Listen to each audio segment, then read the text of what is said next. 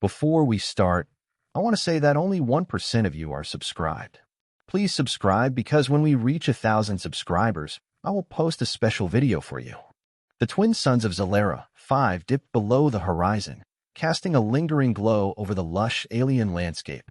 Captain Mark Ellis piloted the landing craft, the Hummingbird, down onto the planet's surface, with the rest of his crew monitoring the descent. Surface contact in 3, 2, 1. Co-pilot Jonas reported, his voice steady. And we're down. Welcome to Zalera 5, folks. Mark announced as he switched off the engines, the cabin lights flickering slightly as power rerouted. The crew unbuckled, stretching and exchanging relieved smiles. Mark turned to his right, where Jonas was already pulling up the environmental readings on the screen. How's it looking out there, Jonas? Mark asked, peering over. Air's breathable, gravity's a tad lower than Earth's, but within tolerance. We're good to go for recon, Jonas replied, his eyes not leaving the data. All right, let's suit up, team.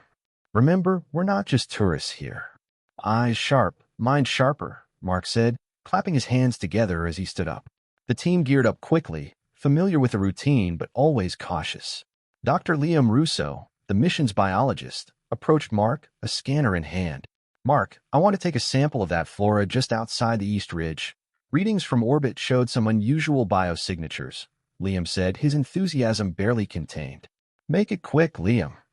We don't know what's out here yet, Mark replied, patting him on the shoulder. As they disembarked, the alien world greeted them with a riot of colors, the vegetation wildly different from Earth's, ranging from neon blues to soft purples.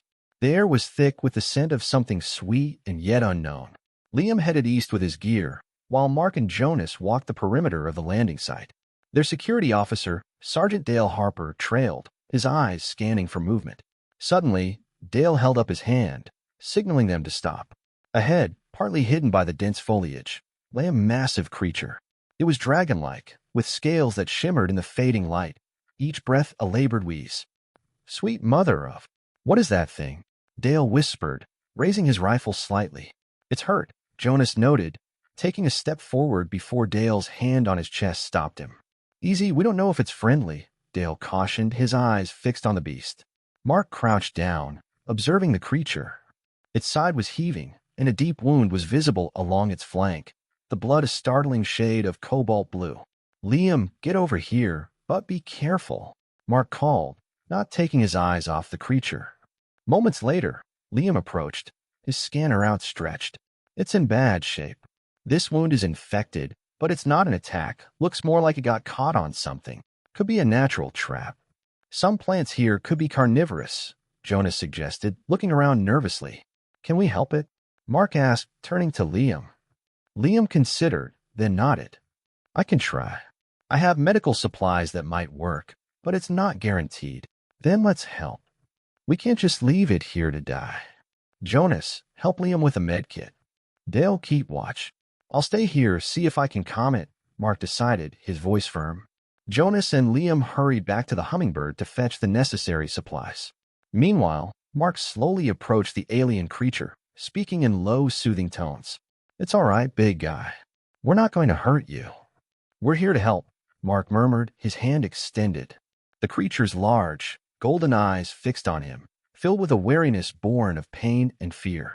Yet, as Mark's voice washed over it, the tension seemed to lessen slightly, its breaths becoming less labored. By the time Jonas and Liam returned, the beast had allowed Mark to come close enough to touch its scaly head gently. Together, they worked to clean and treat the wound, the alien creature watching their every move with an intelligence that was unmistakable. As the suns of Zalera 5 set completely, casting the world into a serene twilight, Mark felt a profound connection to this majestic creature, a silent promise exchanged under alien stars. Everyone left this alien beast to die, except the humans, Mark thought to himself, a mix of pride and newfound responsibility settling in his chest as they finished bandaging the creature. Back aboard the Hummingbird, tension simmered under the surface as the crew gathered in the mess hall, still absorbing the day's unexpected events. So we just treated an alien dragon. That's not something you expect to put in a report when we get back, Jonas said, breaking the uneasy silence as he passed a steaming cup of coffee to Mark. Mark took the cup, his eyes lost in thought. It wasn't just going to let it die out there, he replied, his voice carrying a defensive edge. Dale, leaning against the wall, arms crossed, raised an eyebrow. It's not about what feels good, Mark. We're here to explore and report, not make friends with the local wildlife. Dr. Liam Russo set down his tablet, on which he'd been recording data from their encounter. Actually, Dale, what Mark did might have opened a door for us. This creature, Thorin, as Mark's been calling it, could be key to understanding this ecosystem. Its reaction to us, its intelligence. This is significant. Mark glanced at Liam, grateful for the support.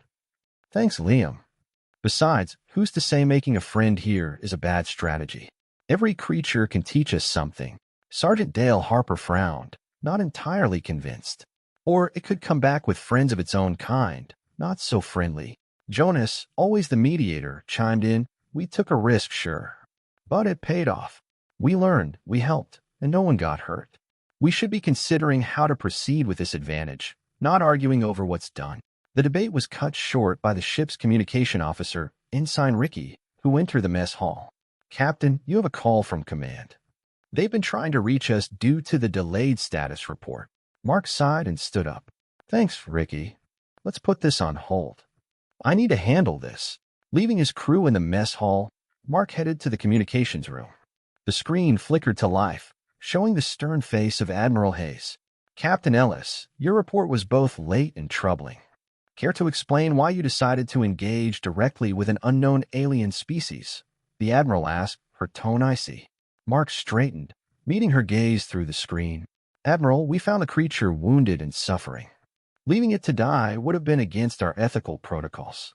Our interaction provided valuable insights into the planet's dominant species. The Admiral paused, considering his words. While I appreciate your moral stance, Captain, your primary duty is to the safety of your crew and the mission's objectives. I trust there will be no further deviations. Understood, Admiral. However, our actions have not compromised our safety or the mission. In fact, they may enhance our objectives here, Mark responded confidently. After a few more curt nods and a stern reminder of protocol, the communication ended. Mark lingered in the room, processing the conversation. The weight of leadership was never easy, especially when it came to balancing the rules with what felt morally right. Returning to the mess hall, Mark found his crew waiting, an unspoken question in their eyes. He smiled, trying to ease the palpable tension. We're good, team. Command's concerned, but we're still green to proceed. Let's use what we've learned today and keep exploring. We need to establish a perimeter around the camp and continue to observe Thorin from a distance. Dale finally nodded, a reluctant respect in his eyes. All right, Captain. Let's make sure it's worth the risk. As the crew dispersed to prepare for the next day, Mark approached Jonas and Liam. I need the two of you to help me set up some remote sensors around Thorin's area. We keep our distance but stay engaged. Got it, Captain, Jonas replied, clapping Mark on the shoulder. Liam grinned, his earlier enthusiasm undimmed. Who knows? This could be the first step towards something groundbreaking. Let's make sure we're fully prepared for whatever comes next. As they left the mess hall together, a sense of purpose united them. Whatever challenges lay ahead, they were ready to face them as a team, driven by curiosity and an unexpected act of compassion that might just change the course of their mission on Zalera 5. The early light of Zalera 5's twin suns filtered through the dense canopy, casting a mosaic of light and shadow on the ground as Mark and Jonas made their way toward the location where they had left Thorin the previous day. Each carried a pack laden with sensors and other equipment, prepared to establish a more permanent observation post. Think he'll show up again today? Jonas asked, looking around cautiously as they walked. Mark adjusted a strap on his shoulder, his eyes scanning the vibrant foliage. If my hunch about him is right, he's probably already watching us. They reached a clearing near the site and began setting up the equipment. As they worked, the brush at the edge of the clearing rustled softly. Both men paused, hands going instinctively toward their tools, but relaxed when the massive head of Thorin peeked through the leaves.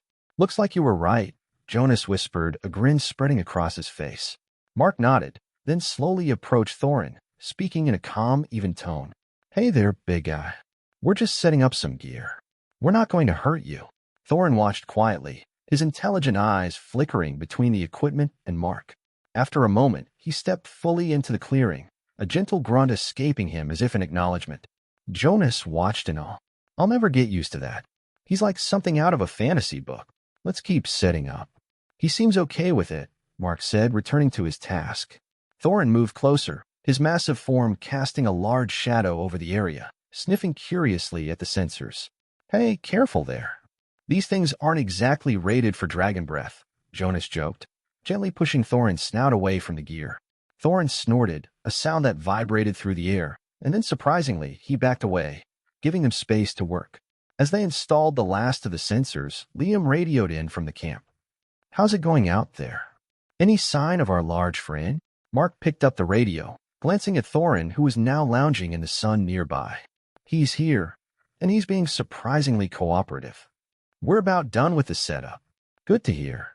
I'll start monitoring the feeds here. Keep an eye on his behavior. Any changes could be important, Liam responded. Once the setup was complete, Mark and Jonas sat down at the edge of the clearing, keeping a respectful distance from Thorin but staying within view. They opened their field rations as Thorin watched them, his head tilting curiously. You think he's hungry? Jonas asked, holding out a piece of his ration toward Thorin. Mark chuckled. Not sure if he'd like our kind of food, but it can't hurt to offer. Thorin hesitated, then slowly approached and sniffed the ration. With a gentle flick of his tongue, he took the piece from Jonas's hand, his touch surprisingly delicate. Guess he was hungry, Jonas said, a note of wonder in his voice. As they continued to observe Thorin, Mark noted his movements and demeanor. I think he understands more than we give him credit for. He's not just a creature. There's something going on in that head of his. Jonas nodded, looking at Thorin with a newfound respect.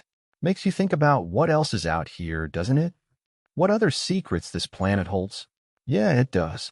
And it makes me want to understand them all the more, Mark replied, his gaze fixed on Thorin as the creature lay down, seeming to settle in for a nap in the warmth of the suns. Their day continued with casual observations, noting how Thorin interacted with his environment and the installed equipment, documenting everything for their reports back to Earth. As the suns began to set, casting long shadows over the land, Mark and Jonas packed up to head back to camp. Tomorrow, we'll bring more supplies, try to get some biosamples if we can. For now, let's give him some space, Mark decided, giving one last look at Thorin, who watched them depart, a peaceful guardian in the fading light of the alien world. The next morning, Mark and Jonas returned to the clearing with additional supplies, including a specialized scanner to take biological samples without causing harm. As they approached, they found Thorin already waiting for them, his massive form visible through the light morning mist that hung over the ground. Looks like someone's eager this morning, Jonas remarked, adjusting the strap of the heavy equipment bag on his shoulder. He knows we're not a threat now. Might be more curious than anything, Mark replied, leading the way into the clearing. Thorin watched their approach with calm eyes, making a low rumbling sound as they set down their gear. Mark interpreted it as a greeting. Morning, Thorin. We brought some new gadgets today. You want to check your health, make sure you're healing up right, Mark explained, unpacking the scanner. Jonas, meanwhile, prepared a small device designed to collect skin samples. Hey, big guy, this might tickle a bit, but it won't hurt, he said, approaching Thorin cautiously. Thorin remained still, his eyes fixed on Jonas. With a gentle touch, Jonas placed the device against Thorin's flank where the scales shimmered differently, indicating new growth. The device beeped softly, and Jonas stepped back. Sample acquired. That was perfect, Thorin. Thank you, Jonas said, giving Thorin an appreciative pat, which seemed to please the creature. Mark used the scanner, moving it slowly over Thorin's body.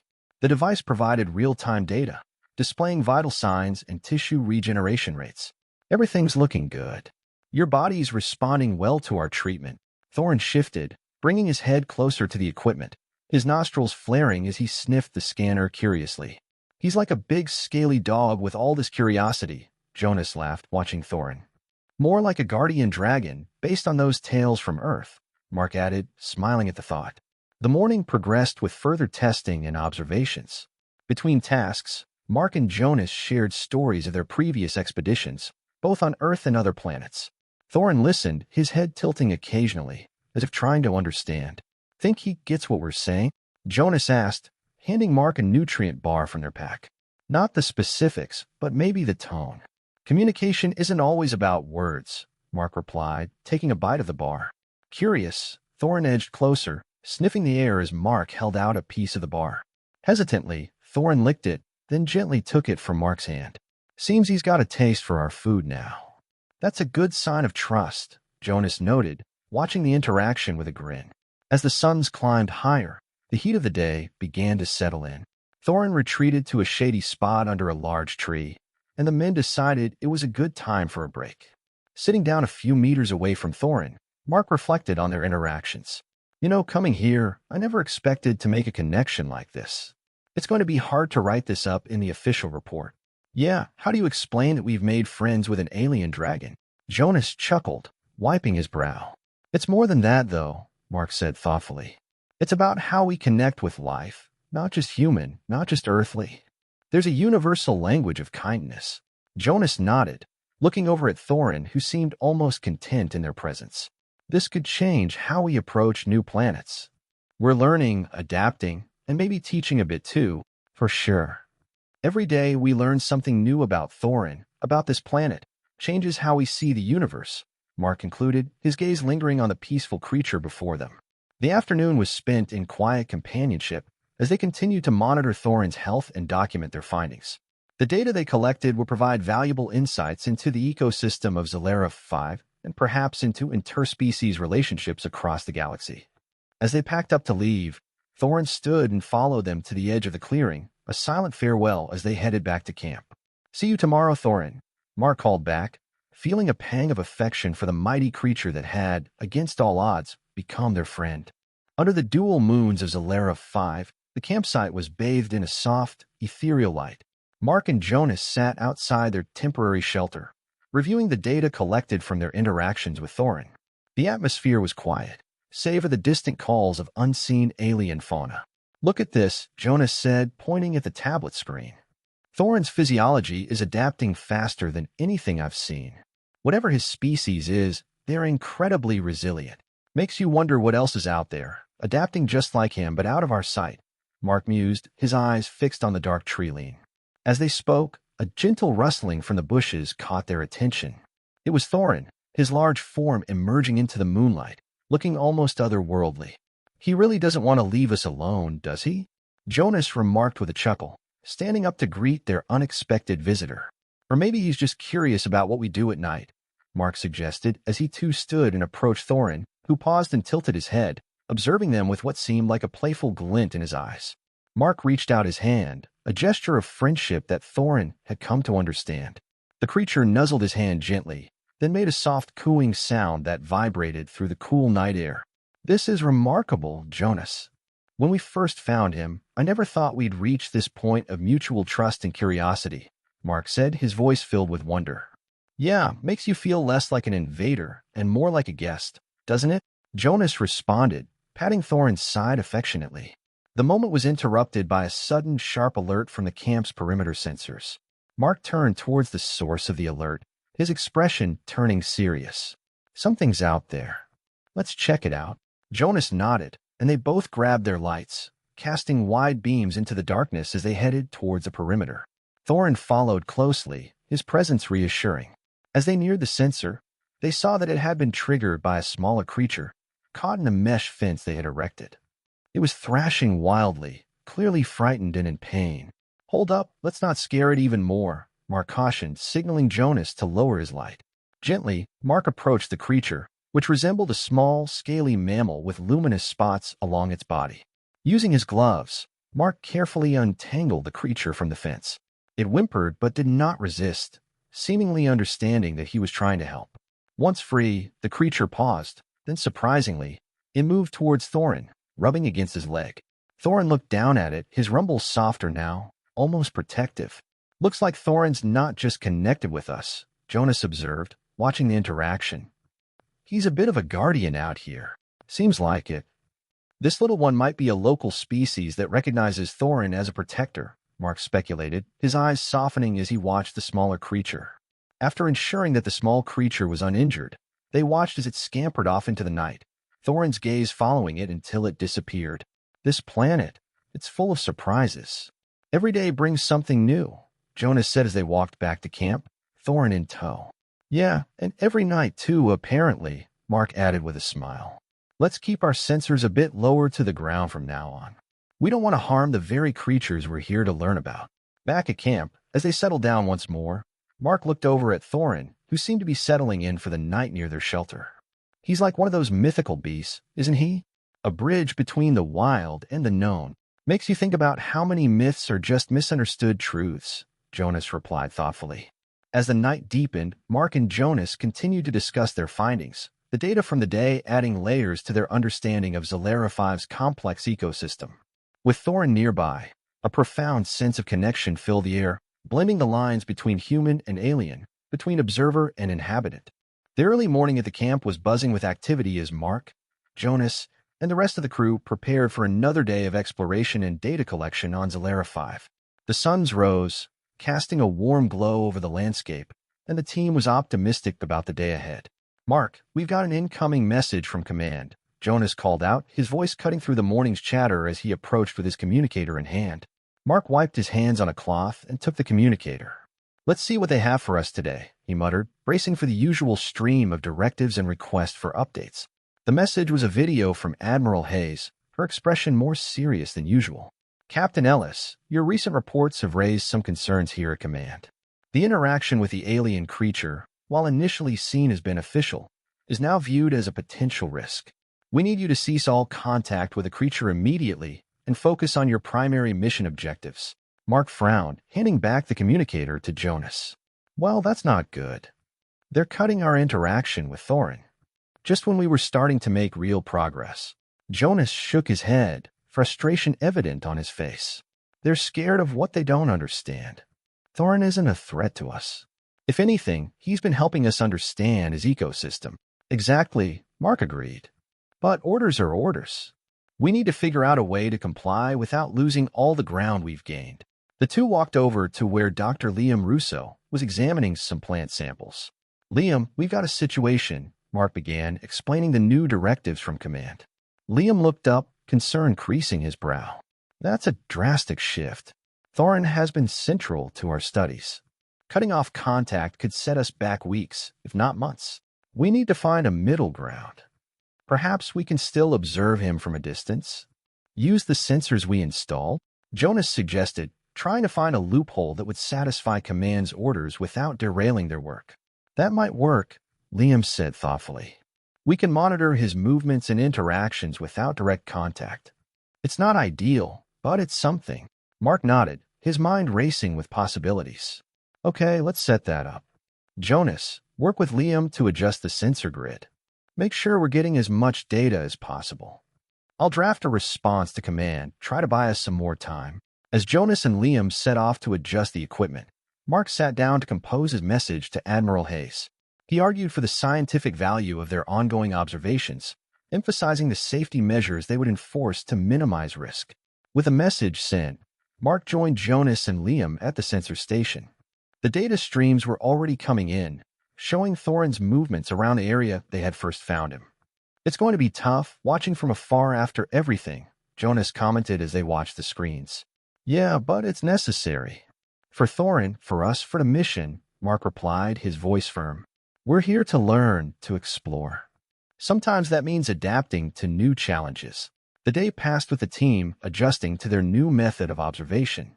The distance felt strange, almost wrong after the close interactions of the past days, but the wealth of data collected helped to ease the sting.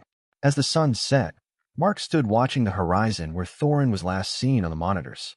The alien landscape seemed a bit lonelier now, a reminder of the delicate balance between fear and curiosity, between orders and knowledge. "We'll keep watching, keep learning," Mark vowed quietly to himself. "No matter what, we'll find a way to understand this world, with or without direct contact. That's what explorers do." The Zalera 5 suns were just cresting the horizon, casting long shadows across the campsite as Mark and Jonas prepared for what was likely their final visit to the clearing where they had spent so much time with Thorin. The directive from Command had been clear, and today's mission was to dismantle the sensor equipment and leave the area. "I can't believe we're just packing up after everything," Jonas said, his voice heavy with disappointment as he loaded the equipment into their vehicle. Mark adjusted his pack, his face set in a grim line. "I know it feels wrong, but we've got to follow orders, and right now that means pulling out." As they approached the clearing, the absence of Thorin's greeting was palpable. The area felt empty, a stark contrast to the vibrant life they had become accustomed to. Maybe it's for the best, Jonas murmured as they started dismantling the sensors. At least he's not here to see us tearing everything down. Yeah, Mark replied, though his voice lacked conviction. He couldn't shake the feeling that they were making a mistake. Halfway through their task, the familiar rustle of underbrush stopped them in their tracks. Thorin emerged from the trees, his approach slow and hesitant, as if sensing the change in their activities. Mark dropped his tools, his heart sinking. Thorin, the creature paused at the edge of the clearing, watching them with an intensity that spoke volumes. There was a recognition in his eyes, an understanding of the finality of the moment. Jonas wiped his brow, looking between Mark and Thorin. Do you think he knows that this is goodbye? I think he does, Mark said quietly, stepping forward with a sad smile. Hey, big guy. We have to go now. It's not our choice, but we have to leave. Thorin rumbled softly, moving closer to Mark. He nuzzled his hand, much like he had during their first moments of trust, and then stepped back, his stance noble and resigned. Mark felt a lump form in his throat as he placed his hand on Thorin's massive head. You take care of yourself, okay? You're the king of this forest. Keep it safe. Jonas joined him, laying a hand on Thorin's flank. We won't forget you. How could we? They spent a few more minutes in silent farewell, then resumed their work. The task felt heavier now, each sensor packed away like a memory they didn't want to box up. As they loaded the last of the equipment into their vehicle, Mark turned for one final look at Thorin. The creature was still there, watching them leave, a silent sentinel to their departure. In the vehicle, as they drove away, the weight of their departure hung heavily in the air. Mark kept his eyes forward, focused on the path back to camp, but his mind was with Thorin, in the clearing they had left behind. Command may have their reasons, but this feels like a loss. Not just for us, but for everyone back home. They'll never know what we found here, Jonas said, his voice thick with emotion. Mark nodded, his jaw clenched. We did something important here. We made a connection. That's worth everything, despite the orders. As they arrived back at camp, the finality of the mission settling around them, Mark made a decision. We'll write our reports, we'll follow the orders, but we're not done. We'll make sure everyone knows about Thorin, about what we learned. He won't be forgotten. Jonas looked over, a slow smile spreading across his face.